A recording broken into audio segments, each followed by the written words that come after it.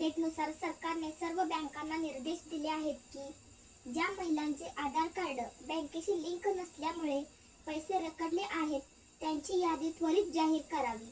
अनेक महिलांचे अर्ज अप्रूव्ह असूनही केवळ आधार कार्ड मॅपिंग नसल्यामुळे हप्ते जमा झालेले नाहीत। आज मंत्रालयातील सूत्रांकडून मिळालेल्या माहितीनुसार डिसेंबर आणि जानेवारी या 2 महिन्यांचे एकत्रित 3000 रुपये मकर संक्रांतीच्या मुहूर्तावर जमा करण्यासाठी तांत्रिक तयारी पूर्ण केली जात आहे।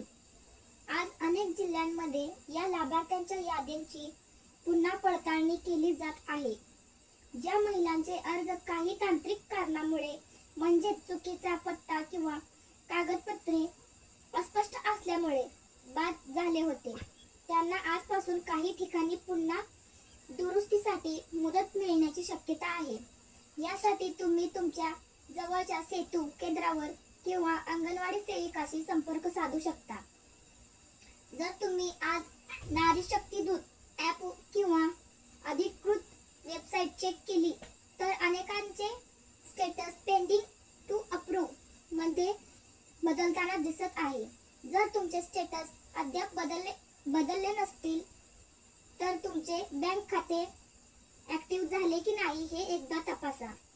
एक महत्त्वाची सूचना आजकाल व्हॉट्सॲप या लिंकवर क्लिक करा आणि पैसे मिळवा असे मेसेज फिरत आहेत। ते फेक असू शकतात। केवळ अधिकृत वेबसाईट किंवा ॲपचाच वापर करा। अशाच नवीन अपडेटसाठी आपल्या चॅनलला नक्की सबस्क्राईब करा आणि हा व्हिडिओ इतर मैत्रिणींना शेअर करा।